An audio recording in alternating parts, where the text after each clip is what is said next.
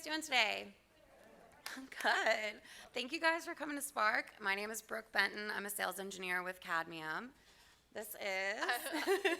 Hi, I'm Caitlin Swain. I'm a product owner with Cadmium, product owner of Harvester Scorecard, and then the additional product add-ons that you see in Harvester, Hermes, Digital Signs, Logistics. So cover quite the gamut here between the two of us.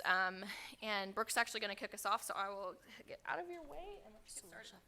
So as Sarah told you, we're going to be focusing on the submission to my mitigation, managing the life cycle of speakers.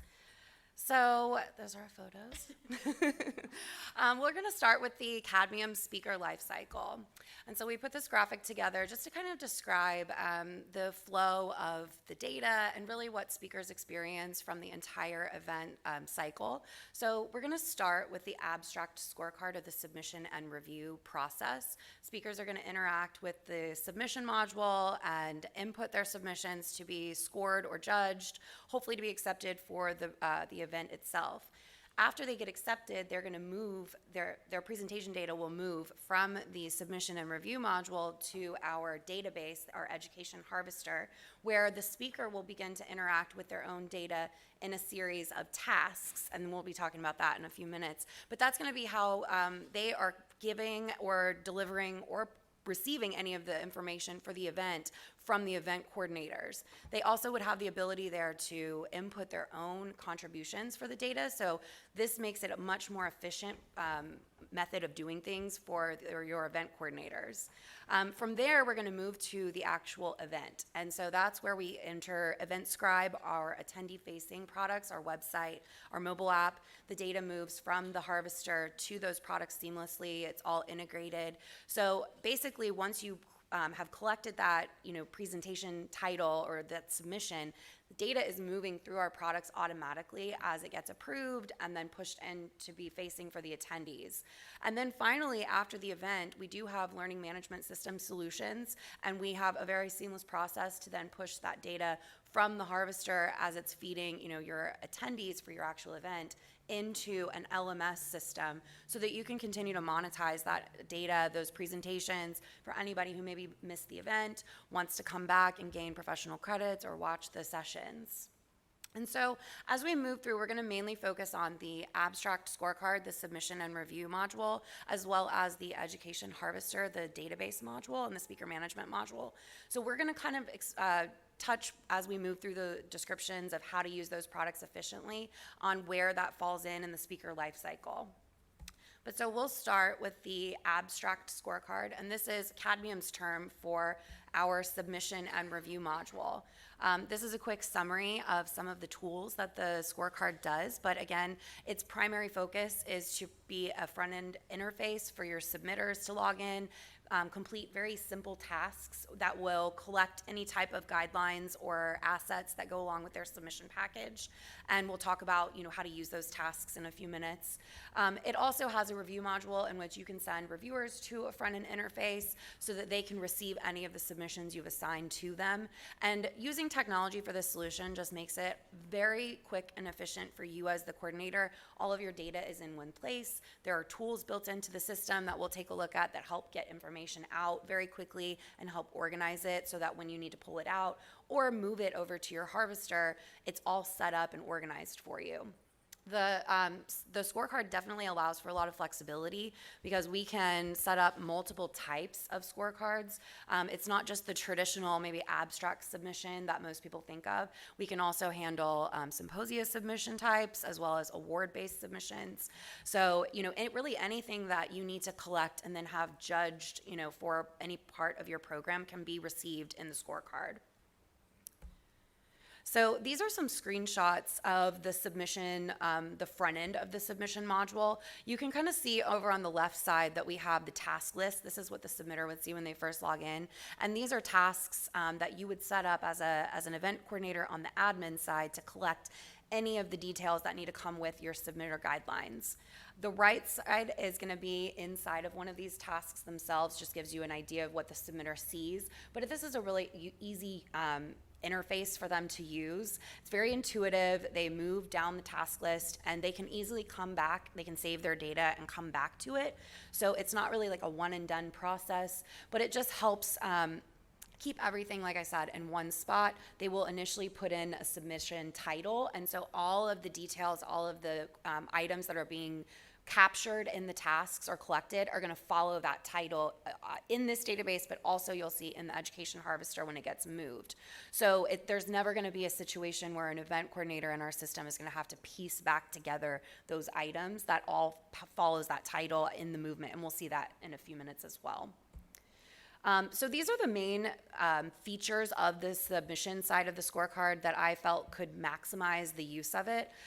The submission site, as I said, allows you to collect multiple types of submissions. So if you're collecting late-breaking abstracts, poster abstracts, orals, awards, you can build all of that into the same module and send all of your submitters where they can actually choose on the first screen which type they want to submit, and then that can dictate the tasks that they see because they are filterable tasks.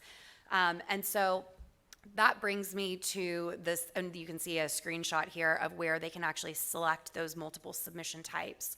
But that brings me to maximizing the tasks themselves. This is the admin side of the tasks screen where event coordinators would be setting things up. But if you can see, you have the ability to filter by the submission type. We have multiple types of tasks available in a task library that can collect things like an author list, including bios and photos of each author. We can collect abstract descriptions. You have controls over how many text fields they see, maximum word and character counts. They can have checkbox attestations if you need them to agree to things. We can collect submission fees. We can collect disclosures. We can collect really any kind of information that you need to put together. And so you can create a very customized experience based on the submission type that your submitters are selecting so that they are absolutely getting everything that your guidelines are requiring. We also have the tasks set up. I'm just going to go back a couple slides. You can see sort of on this screenshot the green check marks. So we allow the admins to indicate what fields are required of each task for the submitter to complete. If you have not, as a submitter, completed all those required fields, you're not going to get this green check mark, which means, like I said, you can save your submission out, but you can't submit it. So for you guys, for event coordinators, that just means that you are not having to chase people down to find, who forgot to put in their co-author's photo, and we can't move forward with the reviews until we get that. It just ensures you guys always get a completed package. We've also got some settings in the system that would allow for you to allow maybe like one submitter into their own account so that they can make adjustments to their submission without having to reopen the whole page. So a lot of tools that will allow you to create a lot of flexibility in the system and not have to kind of like open the floodgates just for one VIP person. Another element of the submission site is the communication module, and we'll see that this is going to be heavily repeated throughout our presentation because the communication module is the same module in the scorecard product as it is in the education harvester, the speaker management product. And so everything that you'll see, the capabilities exist in both, but it is an extremely powerful tool and allows for a lot of automated communication to your end users. So things that you can do within the communication module would be mainly create highly targetable emails. So you can create very detailed distribution lists. You can target really any field that you've set up in the scorecard by going through the submissions icon. You can change your focus to submission type, category, topic, all the way down to any custom fields that you've set up. So it could be literally whatever field you've identified, and you can break down all of your users based on those categories, expand one of the options, grab all of the users from that option, and send them an email. So maybe you're sending to all of your late-breaking abstract submitters. You can very easily group them and get an email set up. You also have the ability to schedule emails to go out at a later date. So you might want to set up emails going out to all submitters with active or open submissions, maybe every Monday, and reminding them of the submission closing date. Just things that you can get automated so that those reminders are going out. In the email body itself, we use what we call hotkeys. That's just a Cadmium terminology, but it really means a mail merge item. And so what that does is it brings in individual pieces of information like their name, or individual pieces of submitter information like their title, their topic. We can also pull in their credentials, their access information. So when they receive this email, they just need to click on a hyperlink and it takes them right to where they need to go. So that just kind of takes as many steps out of the process as possible for submitters and speakers alike, because we know too many steps can be a little too complex and maybe they won't do it. So we just want to get them right to where they need to go and what we're telling them to do. Also, there are tons of time-saving tools peppered throughout both of these products, but specifically in the abstract scorecard, you have the ability to do some data cleanup, like format your states or your countries. You can do title case cleanups. We have the ability to go in to do an abstract proofing. I mentioned the ability to add flexibility so that if somebody needs to get in, make adjustments to their submission, you can open it up just for them and while keeping it closed for the rest of the submitters. You can keep tabs on all submissions that are coming through. There are a lot of different reports that we'll see that will allow you to view all of the data and activity that's happening on submissions. And you can group everything, as I've mentioned, by an unlimited amount of categories pretty much.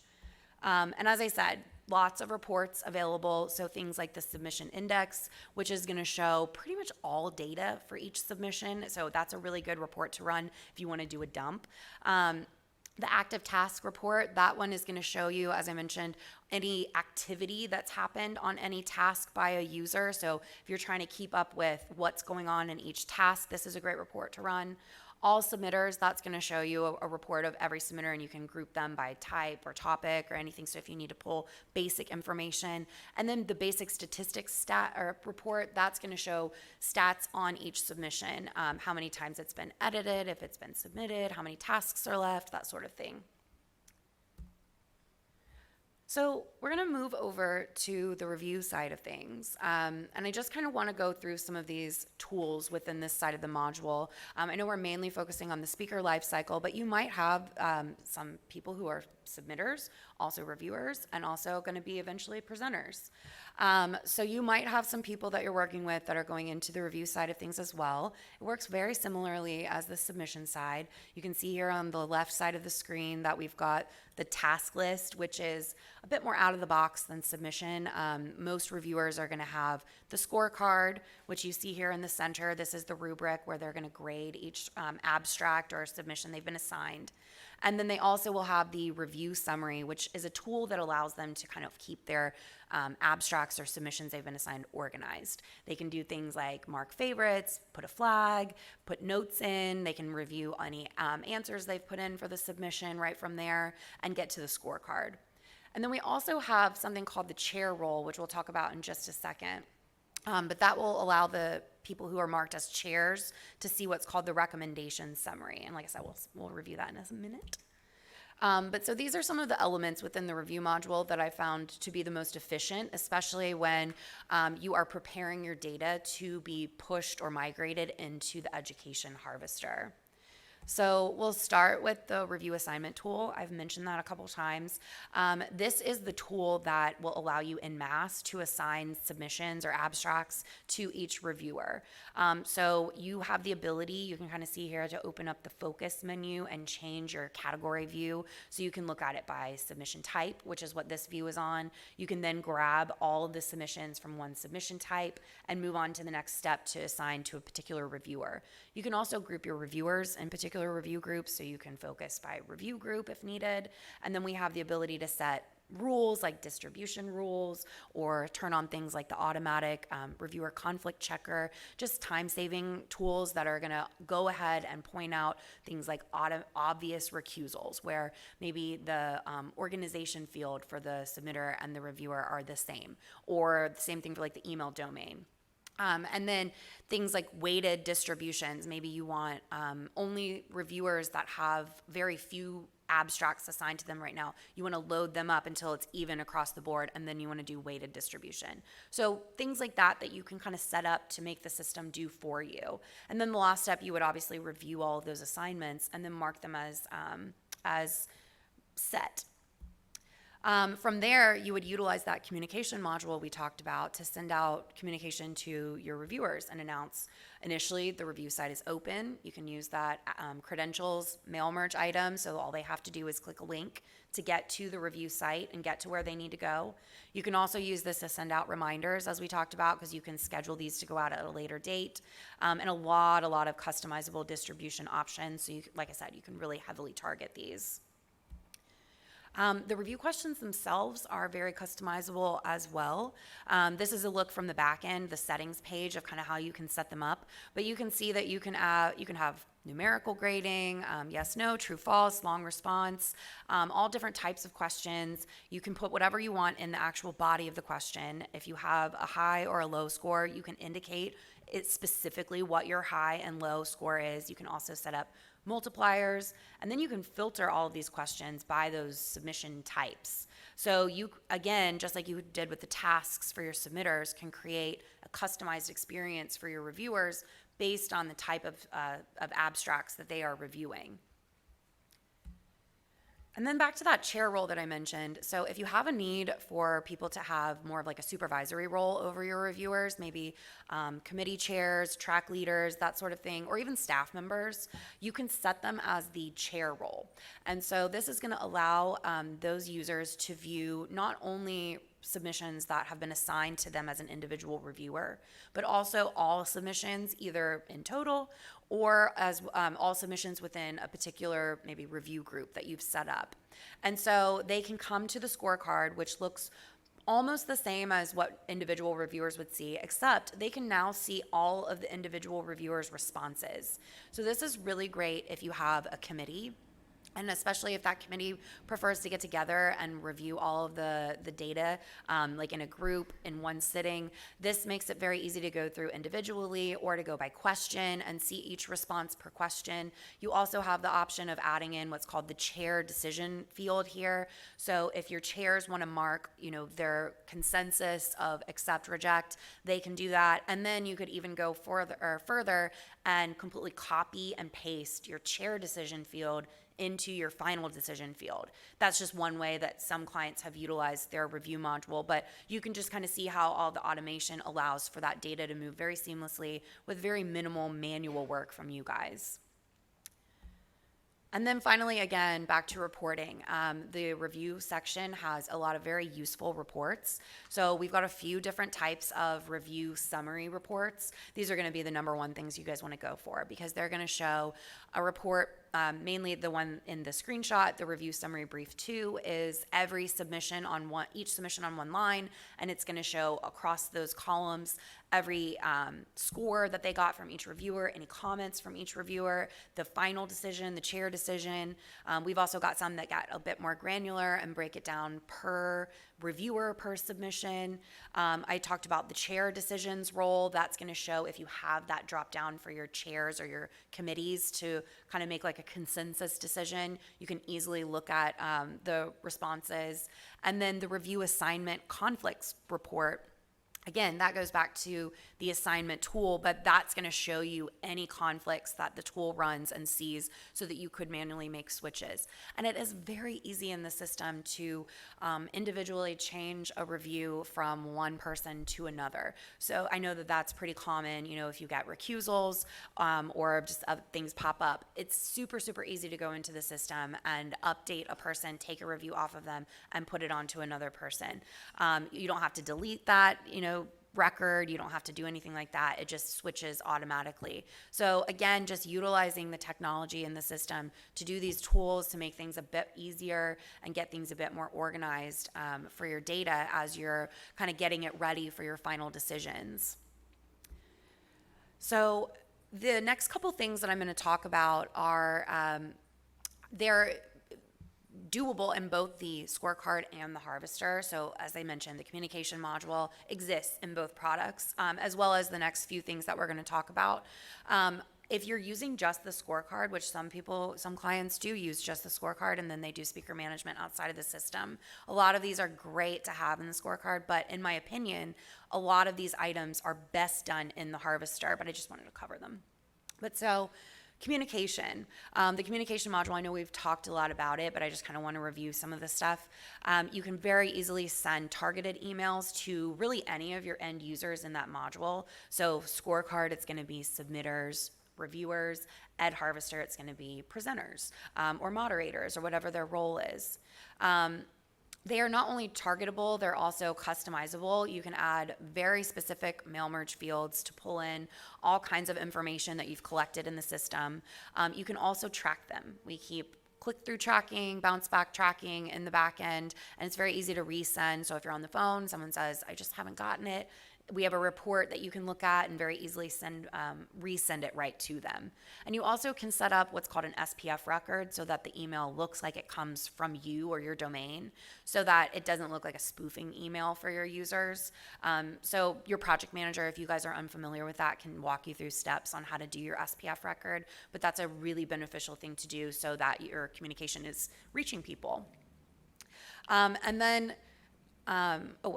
So then we've got the scheduling tool. As I said, you can set up scheduled emails to go out on a weekly or a daily basis. You've got the mail merge fields, and then you have filters available in the email module. So you can set your very custom distribution, but then you can filter it even further. Maybe you want to target all submitters with open submissions, but you want to filter by submission type, or you want to target all submitters with closed submissions, but you want to filter by the reject final decision and send out your notices that way.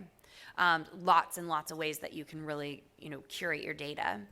And then this screenshot that I just showed you, this is the users list, and I did just kind of want to give you guys an example of what I meant, because this is a super powerful tool with the communication module. So this is, you click on the submitters icon in the system, and you can see all of your submissions. You can group them by all of these different focus options, including, as I said, custom fields, in which it'll give you a pop-up and you can pick which of your custom fields you want to look at. And then you can target, you can grab everybody maybe from one category and click this create email button at the bottom. And so that is how you can create heavily, heavily targeted emails. So the next tool kind of bridges the gap between the scorecard and the education harvester, and that's the migration tool.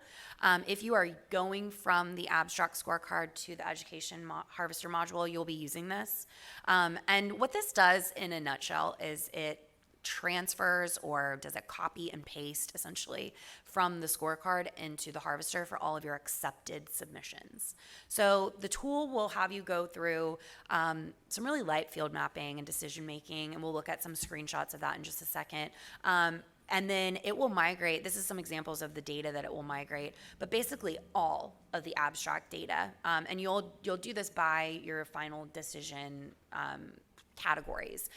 Some people might just have simply accept, waitlist, reject, but we have a final decision builder that you can have unlimited positive, neutral, and negative decision types. So I've seen some clients actually get really detailed with those and create like accept for February, because they have multiple events that year. So maybe they don't want this submission for this event, but they think it would be really great for their February event. So they categorize that final decision.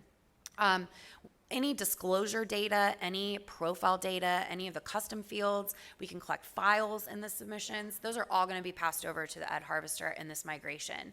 So again, I revert back to when I said there's never going to be a time when you guys as event coordinators have to go back and piece together the pieces of that submission package once it's been accepted. That is all going to come together and be together when you open up the harvester in that migration, so that you can essentially start, do your migration of all your accepted data and then pick up from there in the harvester. And we'll go through that in a little bit later on, but how to do that. But you'll pick up from there on the edits. If you're sending your presenters into the presenter management system, you would start sending communication from the education harvester, and just kind of, that's like your next step in the speaker lifecycle. And so these are the screenshots that I mentioned that kind of give you an idea of those basic decisions that you need to make. It looks very similar to the abstract assignment tool. So you've got these very basic steps to go through, and you make decisions like, what data am I going to move based on which categories? And then other decisions like, okay, is our submission type field, is that going to go into our track or our session type, or our course column in the harvester? What do we want to call that? Are each of these co-presenters or co-contributors for the poster abstracts, are they going to be users? Do they need to complete tasks, or do they just need to go into a text field? So things like that that help you kind of groom your data and get it ready for that move. But I just want to reiterate that it will move everything all at once. You can do this multiple times. So if you have things like late breaking abstracts, or you can go from multiple scorecards into one harvester. Maybe you had to do a separate scorecard module for a totally separate submission. All of that makes it just very easy to pick a submission topic, move it in. If a presentation falls through, maybe you've done your initial acceptance and somebody can't make it, or it's just not going to work out, you can go back into your scorecard, move the next one in, delete what is not going to work from your harvester, and it's just very painless. The next thing I want to talk about in the scorecard is the session builder. Now, again, you can absolutely craft and build sessions in the education harvester, but this is a really nice tool that will allow you to kind of turn that over to your staff, your chairs, your committee, other people, and allow them to do it on the front end. So it basically opens up an interface in the review module for program chairs, committee members, reviewers, or additional staff, where you can assign accepted submissions to them to be able to craft into sessions. And what I mean by sessions is a parent-child relationship with the presentation. Maybe you've got an overarching topic, the session title, and under that umbrella, maybe it happens from like 1 to 2, and under that umbrella you've got 5 talks that are going on in that time block, and those would be your presentations. So you can easily set those up from your accepted submissions in this session builder task. You can also assign chairs and authors within this task as well. So it's just doing a little bit of the legwork that you would ordinarily do in the harvester, and like I said, allowing multiple people to go into the system and do it, so that it's not just stuck with like a couple admins on the back end. And then these are some screenshots from that session builder. You can see kind of from the end user's perspective, they can go in, set a title, a description, they can add authors or chairs. Then they go in and they see the presentations that have been selected that they can pick from. They can put them in any order. And when that migration happens, the order will be set so that you can, like I said, pick up from there and maybe set your times or add additional data that you need to once it's in the harvester. We also in the scorecard have a scheduling worksheet. So again, you can do this in the harvester. You can set dates and times very easily, but you might want to kind of get a head start in the scorecard and go into the worksheets section and search the word scheduling. This will allow you to put in basic, dates, start times, end times. If you've already built sessions in the session builder, you can go ahead and assign basic start and end times for those as well. And like I said, once you do the migration, all of those times and those dates are going to come over so that you can just pick up from there in the harvester and work from where you started. So these, again, are just some time-saving tools, things that if you have like a stopgap between, when you're accepting submissions, maybe your reviews are still going, you're not quite ready to do the migration, but your hands are itching, you want to get in there and start working on some stuff, session builder, scheduling worksheets are great options to go ahead and get some of that work done. So with that, I am going to switch over, and we're going to talk about the education harvester with Caitlin. Thanks, Brooke. Okay, so we have now officially moved from the scorecard to the harvester. So just a show of hands, old school polling here. How many are current users of the harvester? Okay. A lot of this then you will be very familiar with, but I want to just walk through the use of tasks. Where the harvester shines is data and speaker management. But building on what we've already done in the scorecard and what Brooke has talked about, really nailing in on your sessions, getting those tasks set up for your speakers.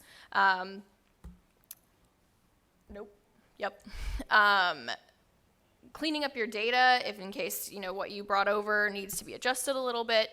And then one big piece of time I'd like to spend is talking about our disclosures and mitigation. So I'm going to run through a little bit of that before we dive in there, because that I know is quite the topic and has a lot of information associated with it. So I'd say the first kind of piece of the harvester is that it is our data management system. It has everything that you need in there. It is kind of like your one-stop shop for all of your presentation information, all of your presenters' information.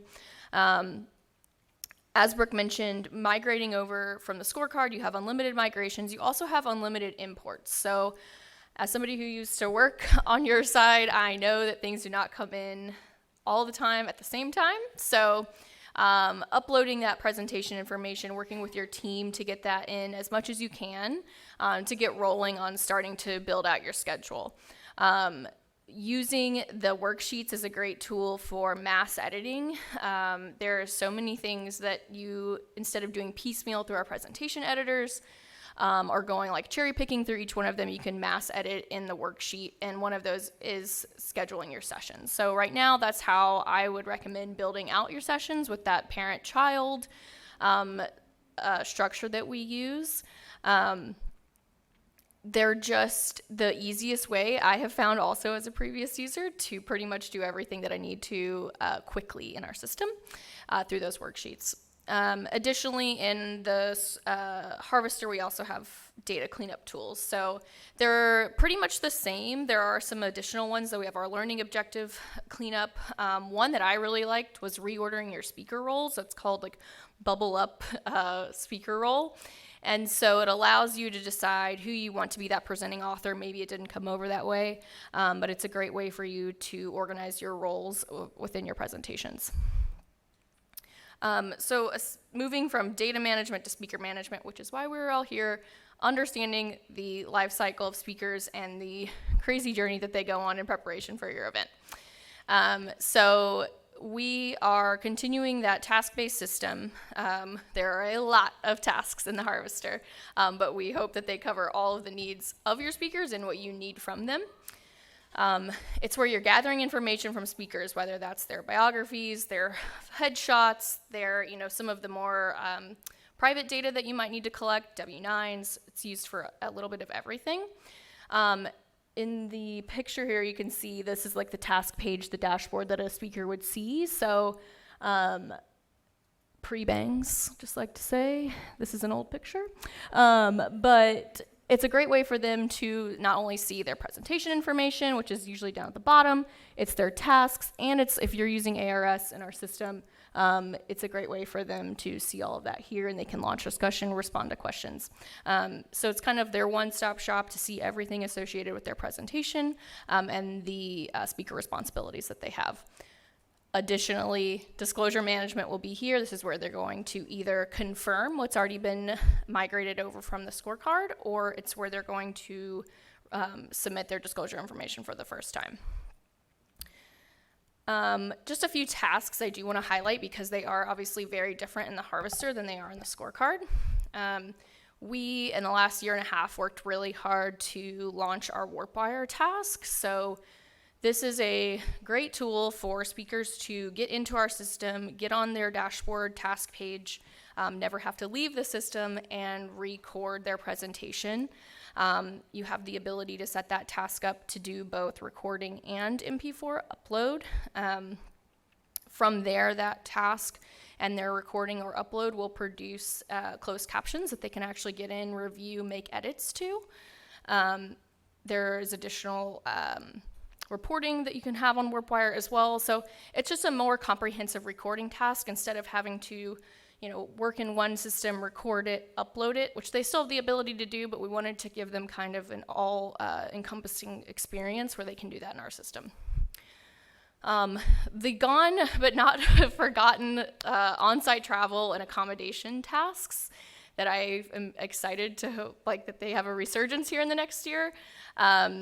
We have tasks for flights, ground transportation, hotel reservations, social events, collecting their AV needs that they might need for your presentation room. When I worked on your side of things, we needed to know if they needed a simulation dummy in their room, and so that would have been a great thing to ask them in this AV task.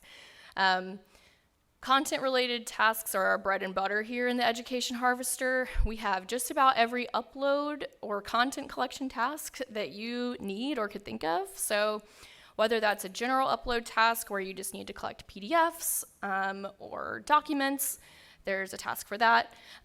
For some of the more, I don't know the right word to use here, but people who like to see things very individually, we have a poster and presentation audio or video recording task where you can actually go slide by slide of your presentation and record video or audio for it. And then it comprehensively puts it into one package that's presented on the front end of the website or however you're going to download your MP4 and display it. We have a link collection, and then of course the slides and handouts that can be used. All of that is visible on the EventScribe, which I'll show later for you to display to your attendees. Downloading files, PowerPoint presentation templates, guidelines, pretty much anything you might need somebody to download, they're able to do that through a task. You can actually make them hit the download button and track that they have done that so you have an understanding of where they're at in the process. And again, I'm going to keep going back to it, disclosure collection. We did a lot of work on this in the last year. I have probably said disclosure 1,000 times since January of 2022. But we have now created a presentation and an event-based disclosure task. So I'm going to dive into that a little bit more here. So in late 2020, as I'm sure many of you know, ACCME released new guidelines for that implicated the disclosure collection process and display process. So one of that is making speakers disclose anything from the last 24 months as opposed to 12 months. So we did some very quick instructional updates there to make sure they knew that they needed to submit those from the last 24 months. And then the biggest thing where we spent a lot of our time was creating an admin mitigation tool for you all. So I highlight the word burden here because I do think it's quite a strenuous task for all of you to have to go through this. But basically, providers and clients now have the burden to determine what constitutes a relevant conflict of interest for their speakers and mitigate that to the presentations. So here's some screenshots I wanted to highlight of the different tools that we created. But basically what you're having to do now is say, okay, this presenter is on 5 presentations. They have 20 financial relationships, but only a handful of those are actually relevant to specific presentations. And so now you can actually use our system to determine what that mitigation strategy is. So relevant, irrelevant, needs review, relevant and by. There's 5 standard that we have here that come in your library, but you also now have the ability to create your own mitigation strategy library. Everyone uses different terminology. Different mitigation strategies are different for every association. So basically, when you're collecting your disclosures from your speakers, we have a beautifully revised disclosure task report page, which you see over here on the left. You will click into the speaker that you're wanting to mitigate, click the mitigate button. It takes you here to this view, and each one of these can then be mitigated with this mitigation pop-up. If there are people who you know are, like, all of the relationships are relevant and you don't need to do too much work, we have mass editing tools so that you can mass apply mitigation strategies to to the person's presentations. But if you do need to get more granular with it, you have the ability to apply a mitigation strategy to every financial relationship in every presentation. So that's the mitigation piece of it. There's great reporting, so you can see each one of those mitigation strategies that you've selected for the speaker to determine how you want to move forward with that and how you want to address it with them. And then you also have the ability to decide what you want published in each disclosure block for each presentation for each presenter. So there is a lot of customization that you have in how you want your disclosures to display for your attendees on behalf of your presenters. This, with the big asterisks here, this is only for our event-based task. So this is for your speakers who are submitting all of their disclosures for all of their presentations.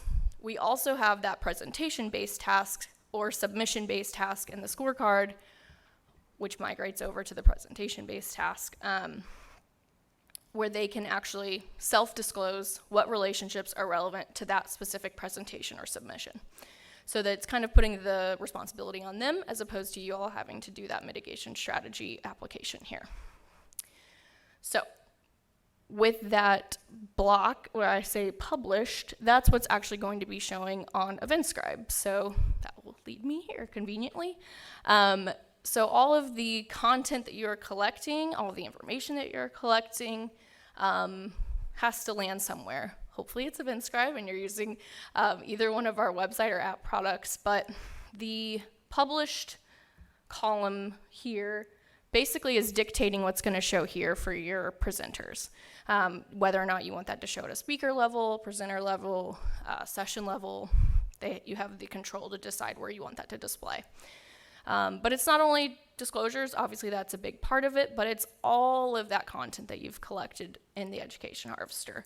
Like I mentioned, slides, handouts, everything can be shown here at your own discretion with your own parameters around access times, registration types, content restriction based off of those different things.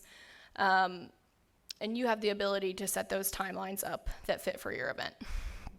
So pictures here are from the website and then the app, of course. The app can download all of the slides, which can be a lot, but it's a great tool for attendees to have in their hand when they're sitting in presentations to be able to take notes or download the latest version. All of that's available in the app. So just kind of bringing this all back together here between both the scorecard and the harvester. I mean, we are talking about managing speakers, which is a beast in itself, and it's a lot of timelines, it's a lot of people, a lot of things to remember. So we just want to kind of walk through some tips for managing speakers, specifically in Cadmium. I know it's different in a lot of different systems and how you all have your own way of doing things, but as it relates to Cadmium, completing tasks. This system is completely built on a task-based system. We are putting that responsibility on your speakers with as much clarification that you can give them with deadlines, instructions, a one-stop shop dashboard task page that should have all of the information that they need, whether that's contacting us for support, contacting you for support, their author information, their co-author information. It should have everything with your customization, of course, of what you actually want to display to them. Getting in touch early and often, you can never tell them enough times, no matter how early, that you need their photo or you need that bio. So just remembering to do that early for those kind of like easy ones that you know you're gonna need. Sending the call for speakers announcements as soon as possible. So getting that task up and running, whether it's open for, having it open for an extended period of time is way better than that short window. Your friendly reminders, so those emails that Brooke was mentioning, I didn't go through it again in the Education Harvester because it's exactly the same, but you have the ability to schedule and really narrow in on your speakers that have incomplete tasks, your speakers who are in this track, your speakers that are presenting for this course. So you have that flexibility there in the communication module. Delegating your staff, I think that this is a really important one because as somebody who has seen a lot of tasks in the Education Harvester, it could be a lot of responsibility for one person to have to manage 30 tasks and all of the speakers that have to complete things for that. So I think separating out your staff's responsibility of what they're managing in the task system is actually quite helpful. And then lastly, just to kind of bring it all together, is on-site preparation. So that's what we're all hoping to see everything worked out for in time for your event. Hopefully on-site, but we'll say hybrid/on-site just in case. So the ability to, like I mentioned earlier, capture some of those AV requirements, letting them know what their speaker experience is gonna be like on-site, giving them information early on about their room that they're gonna be in, where speaker ready room is going to be. All of that can be shared with them ahead of time through the task page. Promoting their sessions, so we have great tasks for them to be able to download marketing materials, QR codes, whether it's a poster, their presentation, just their speaker information. They have the ability to do all of that through the task page as well. And I have to do a plug for Hermes. If you've never heard of it, it is our speaker ready solution that we have. It integrates seamlessly with the Harvester, so it is an on-site network basically that is set up in the speaker ready room that you work with one of our staff members or an AV company if we have a direct relationship with them. a beautiful experience for a speaker to come in, either check their previously uploaded presentation in the speaker ready room that they have uploaded to the Harvester, confirm that they are good with the content, and then there's also that subset of people, as we know all too well, who are uploading their presentation for the first time on site. So instead of you running around with a thumb drive and trying to get it on the right computer for the right session, for the right room, they can pop right into Speaker Ready Room, upload their presentation to the Hermes platform, and then there is a in-room launcher that is beautifully branded with your event's colors and logos, and it lists out each presenter's name for that session, and they can click right in there, pop open the presentation into presenter or slideshow view. So I just had to mention Hermes because I do think it is an underrated Cadmium product that a lot of people don't know about, and so I'm always excited to talk about that one more.